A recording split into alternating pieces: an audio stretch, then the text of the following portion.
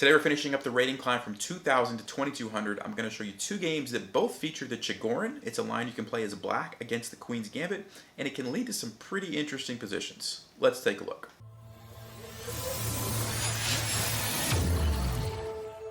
Alright, so here's the first game. I was black, and we have d4, d5, c4. Now, the Chigorin is when you play knight to c6, and this is an interesting move right away because a lot of times when you play a queen pawn openings, people will say you don't want to block the c pawn because a lot of times c5 is a useful move. It lets your queen out and you can like attack the center.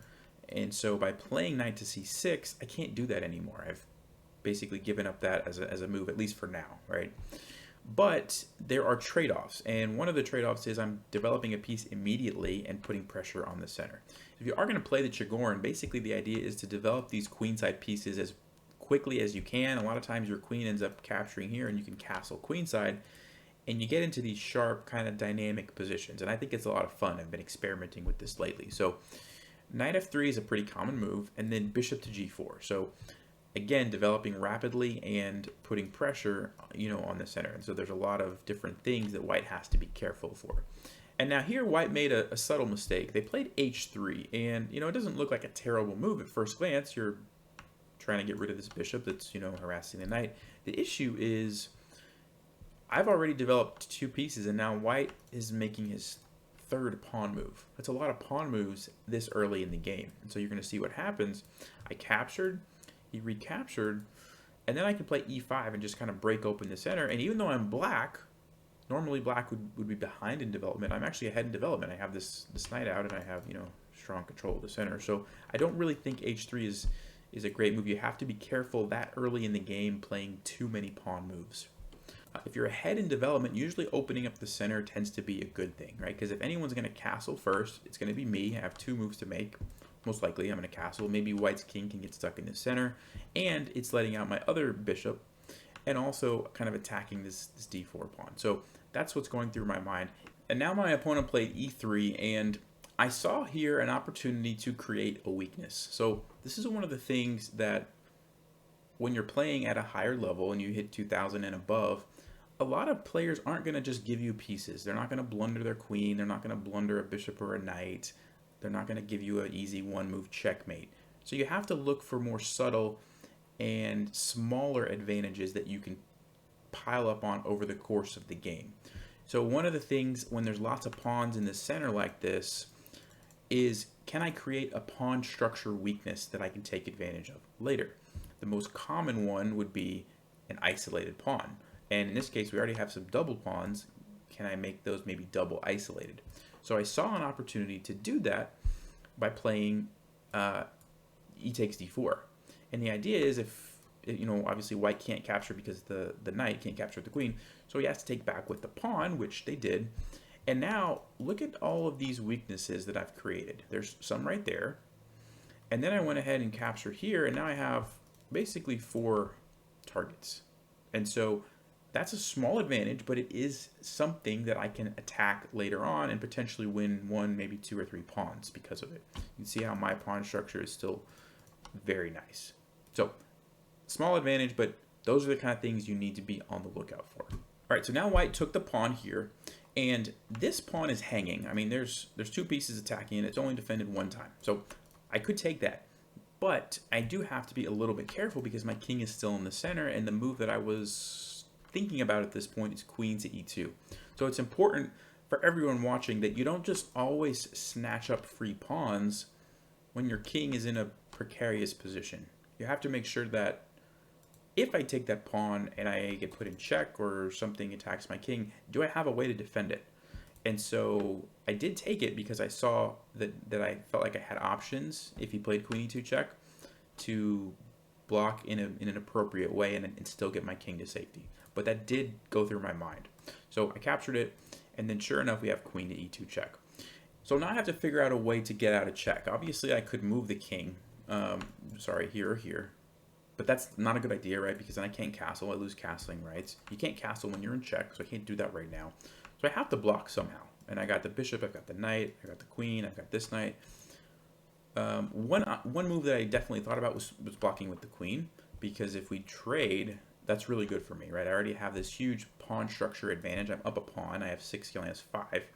So trading queens would be good, but if I go queen e5, then there's this move bishop e3, and it's a little bit tricky because I want to castle here, but then like the bishop's lined up there. He's got half open file.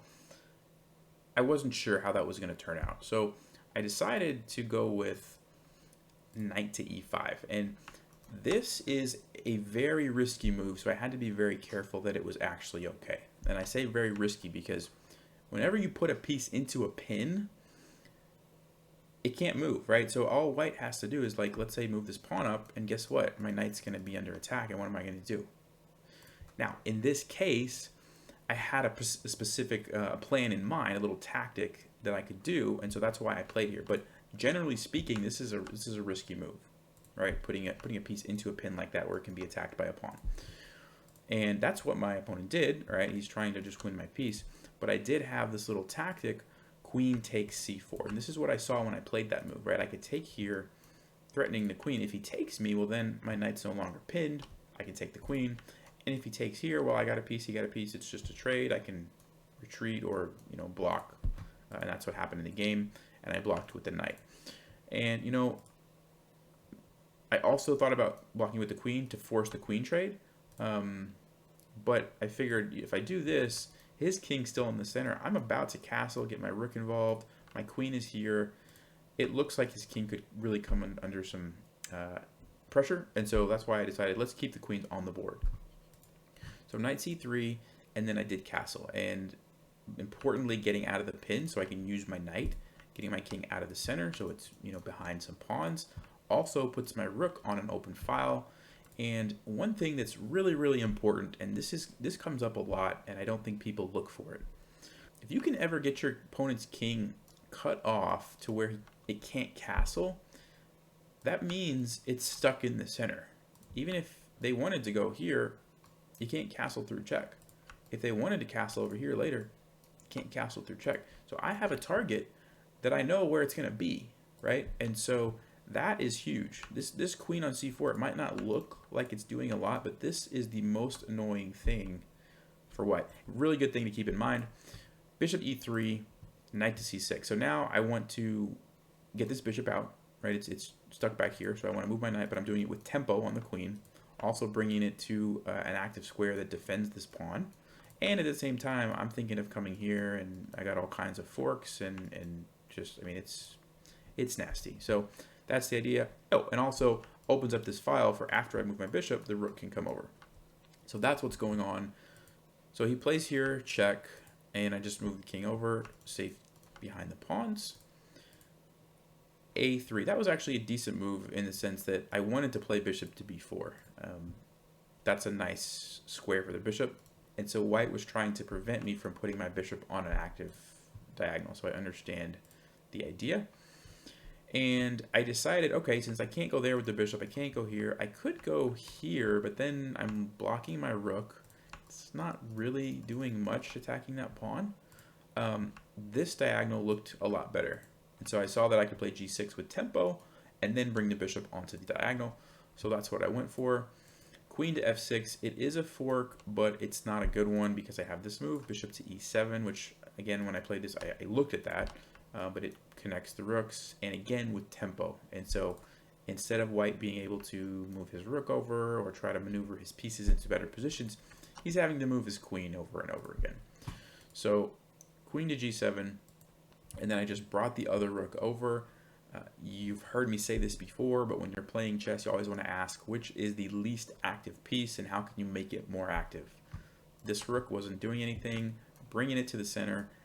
Sorry, now it's very soon going to be, a major factor in this attack. So brought it over, and you just can't do moves like that. I mean, I understand it's not a good position to be in for white because they can't castle either way. They can't really move the bishop because then it unleashes the discovered check. The knight doesn't really have any good. I get it. Like, there wasn't really good moves, but when you are in a bad position like this, usually pawn grabbing off on the side of the board somewhere is not the solution. So at this moment, this is where tactics really comes into play. You have to find tactics that are going to help you win the game. Even though I have a huge advantage, you have to finish it off. And so I noticed that, okay, this rook needs to be more involved. Let's take advantage of the pin here and bring the bishop. And so now I have this threat.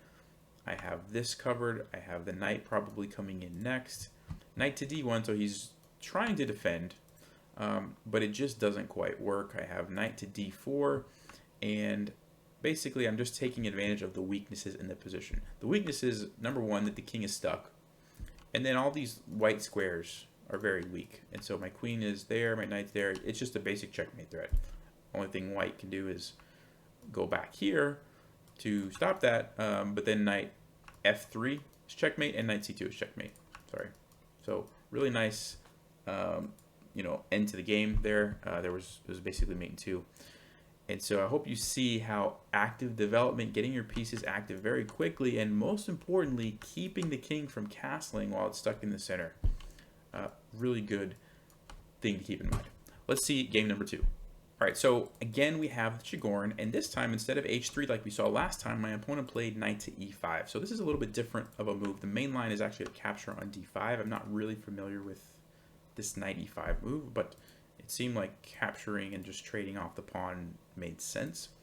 So queen a4 check. So now I have to choose between bringing the bishop back, which is pretty passive. It blocks my queen in. It's not really a great diagonal.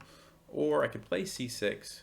But I decided to go with queen to d7 just because now I'm set up to castle and get this open file, right away. Like, this is super early in the game to have complete control of an open file. So I thought, hey, let's do that. So he took, and I did castle. And obviously, this pawn is under attack, but I have a checkmate threat immediately that white has to deal with. So knight to c3 is really one of the only moves. It covers the square. And now, at this point, I'm thinking, okay, I want to develop these pieces, but how do I do it? Well, I want to play e6 because that's the most logical move to let my bishop out. The problem with that is it's a blunder. You guys see why it's a blunder, right? This is a blunder. Yes, that's correct. We lose a piece on g4, so can't do that, which is really annoying because this is just such a natural-looking move to let the bishop out. Then the knight can come in. My knight can't go here because the pawn. So I had to really spend some time here trying to come up with some sort of a plan. So I played queen to d4 just because once the queens are traded off, then this is not under attack, and then I can follow through with this if I want. I also saw this cool little trick if they played e3 to attack my queen and let out the bishop. There's actually checkmate in 2 for me. I'll give you guys a second, see if you can find it. That's correct. Queen to d1, sacrificing the queen, and then the rook comes in for the checkmate. So pretty cool move there. I thought, hey, let's just do that. And if he does take my queen, well, I'll just take back. It's not a big deal. So my opponent played queen takes f7, and now it's like, okay, I still want to develop. I have this, control here. I'm not really threatening anything immediately, but white has to be careful. So I played knight to h6 just to develop a piece. And if it gets captured, yes, my pawn structure is going to get messed up, but I had to do something. I can't just leave all my pieces sitting on the back rank and not do anything. And so I just decided to go for that. And then the rook comes over and attacks the queen. So queen takes e5. I had to get out of the attack, and so I figured, hey, let's just take the pawn. Takes, and e3. But bishop g7, logical move, develops a piece and lets the rook over to help out. And one more thing I'll point out, there's actually a really nasty mate in 2 queen sacrifice again right here. If I'm able to take it, well, it's white's turn, but let's say white did something like h3. Then there's mate in 2, takes, and beautiful bishop checkmate there. So I was threatening that. I didn't really expect white to not see that. And remember, we don't play hope chess, so you don't, oh, I hope he doesn't see it. No, like, he's probably going to see it, right? You have to just assume that he's going to see it and play the best move. So it was a threat, but like I said, didn't really expect it to happen. So bishop to b5 is what was played. And then I said, you know what, let's chase the bishop away so it's not controlling all these squares in front of my king with tempo, which is really important because if white's able to just simply castle and then get his rook involved, could be dangerous for me. So the fact that it's with tempo is very important. You have bishop a4, and then again, notice how I'm playing moves that are gaining me time, right? I'm attacking pieces almost on every move. And if you can look for opportunities to do that, you're going to find you get a lot more moves in before your opponent can do useful stuff. So look for tempo. And then there's a fork here, but the bishop is under attack, so I can't just win a piece.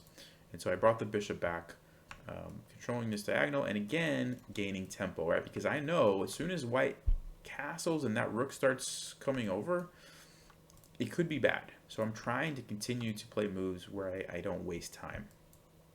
So back here, again, like 1, 2, 3. This is the 4th move in a row where I'm attacking something, right? To do it with tempo, because I don't want to let him castle. And I know I keep saying the same thing, but it's really important. A lot of people don't do that. So bishop to b3 takes. Again, white has never had a chance to castle, right? So here I'm attacking the pawn, and now they decide, you know what, they're going to give me the pawn and get the rook involved.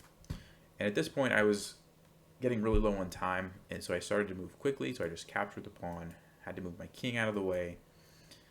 My bishop was under attack, and I wanted to simplify, and I'm up some pawns, so if I can trade everything off, I'll win the endgame. And since I was running out of time, I'm like, let's trade everything off. Trying to trade. They didn't want to. I do have a back rank possibility here, and so I was keeping an eye out for that. And I think my opponent was trying to flag me because I only had 15 seconds, and they just missed.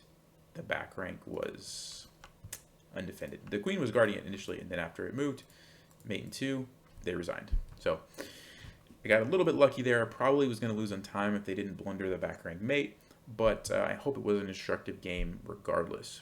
So there you go, 2 games featuring the Chigorin. I've got to say, I've really enjoyed playing this. I've just started very recently to play it more often, but it leads to a lot of fun games, especially in Blitz. It's very tricky and kind of different from how a lot of people approach the Queen's Gambit. And so if you're looking for something to kind of spice it up against d4, maybe check it out. And maybe I'll actually do a video on this in the future, kind of going over some of the more main lines. We didn't get to see any of those in this video, but definitely had a lot of fun with that. Hope you guys enjoyed this video. This concludes our Rating Climb 2 series. We'll be moving on to some other things real soon. So as always, thanks for watching. Stay sharp, play smart, take care.